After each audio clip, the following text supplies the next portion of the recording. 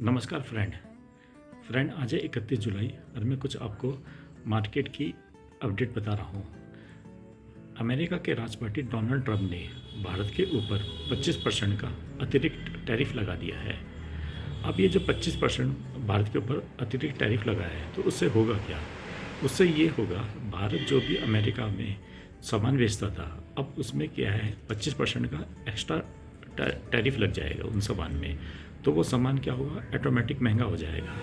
और वहीं देखा जाए ये जो टैरिफ जो लगा है वो और भारत के बाकी जितने भी देश हैं उनमें सबसे ज़्यादा भारत के ऊपर टैक्स लग रखा है, तो हमारा सामान अमेरिका में जाएगा और वो महंगा हो जाएगा।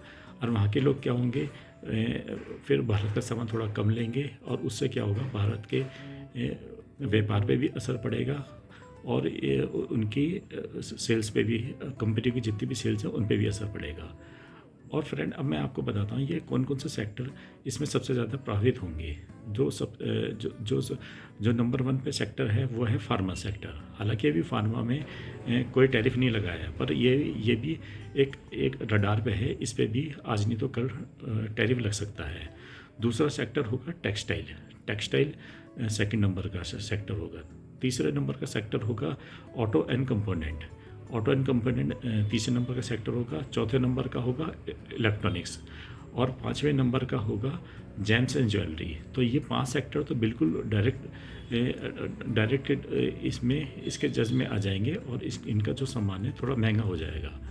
अब मैं आपको अब मेरी स्क्रीन में देख रहे होंगे, अब हम जरा कंपेयर करते हैं बाकी कंट्रियों में किस हिसाब से टैरिफ लग रखा है। फ्रेंड आप मेरी स्क्रीन में देख रहे होंगे बार के जरिए, अगर हम बार के जरिए भारत को दूसरे कंट्री के हिसाब से कंपेयर करें तो किस में कितना कितना टैरिफ लग रखा है। तो नंबर 1 पे जो इसमें जो टैरिफ लगाया गया है वो लगाया गया है चाइना पे सबसे ज़्यादा टैरिफ लग रखा है, वो है 30%। उस पर सेकेंड नंबर पे जो टैरिफ लग रखा है वो लग रखा है भारत पे, तो भारत पे टैरिफ इसमें लग रखा है 25%। और तीसरे नंबर पे लग रखा है वियतनाम पे इसमें लग रखा है 20% का टैरिफ। और इंडोनेशिया में इसमें लग रखा है 19% का टैरिफ। और जापान में इसमें लगा है 15% का टैरिफ और यूरोपीय में भी लग रखा है 15% का टैरिफ। तो आप अगर देखा जाए चाइना के बाद जो सबसे ज़्यादा जो टैरिफ है वो भारत पे लग रखा है, तो उस हिसाब से जैसी कोई भी सामान जो वो चीज़ भारत से मंगाएंगे तो वो भारत से ना मंगा के वियतनाम, इंडोनेशिया, जापान या दूसरी कंट्री से मंगा सकते हैं, क्योंकि वहाँ पे क्या है कम टैरिफ लग रखा है और भारत में ज़्यादा टैरिफ लग रखा है। अब हम ये देखते हैं इसमें सबसे ज़्यादा सेक्टर कौन कौन से सबसे ज़्यादा सेक्टर में असर पड़ेगा।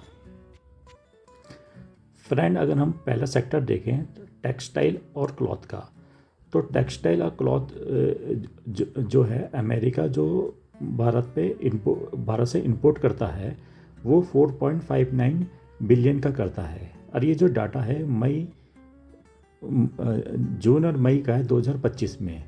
और अमेरिका का जो कुल टेक्सटाइल जो खरीदता है वो 28% खरीदता है टेक्सटाइल बाहर से। तो इसमें कौन कौन सी कंपनी को प्रॉब्लम पड़ सकती है? एक तो वेल्सपन लिविंग को पड़ सकती है, वर्धमान टेक्सटाइल को पड़ सकती है और अरविंद फैशन को पड़ सकती है। वहीं दूसरे सेक्टर की बात करें वो है फार्मा सेक्टर से 8.73 बिलियन इंपोर्ट करता है अमेरिका। और ये जो डाटा है 2024 का है और जो टोटल मिला के है वो 31% है। और इसमें कौन कौन सी कंपनी को प्रॉब्लम पड़ सकती है? सन फार्मा को पड़ सकती है, डॉक्टर रेड्डी को पड़ सकती है, सिप्ला को पड़ सकती है, ल्यूपिन को पड़ सकती है। हालांकि अभी फार्मा सेक्टर को छूट दे रखी है, परंतु इसमें भी टैरिफ लग सकता है। नेक्स्ट जो सेक्टर है वो है जेम्स एंड ज्वेलरी का। जेम्स एंड ज्वेलरी जो है 9.9 बिलियन इंपोर्ट करता है, 2024 का ये डाटा है। और इसमें क्या होता है, इसमें जो गोल्ड होता है, सोने होते हैं और उसके रिगार्डिंग जो डिजाइन वाले जो आर्टिकल होते हैं। और इसमें कौन कौन सी कंपनी को प्रॉब्लम पड़ सकती है? इसमें राजेश एक्सपोर्ट को पड़ सकती है, टाइटन को पड़ सकती है और कल्याण ज्वेलर्स को पड़ सकती है। नेक्स्ट सेक्टर है इलेक्ट्रॉनिक्स सेक्टर में 11.1 बिलियन इंपोर्ट करता है यूएसए। ये जो डाटा है ये 2024 का है। और इसमें जो भारत जो है अमेरिका का टॉप सप्लायर है उसके स्मार्टफोन के लिए। अभी आप मेरे स्क्रीन में देख रहे होंगे, एक मैंने अखबार की कटिंग लगाई है, उसमें आप देख रहे होंगे अभी जो क्वार्टरली डाटा आया है उसमें जो आईफोन जो सप्लाई कर रहा है उसमें 44% इंडिया सप्लाई कर रहा है।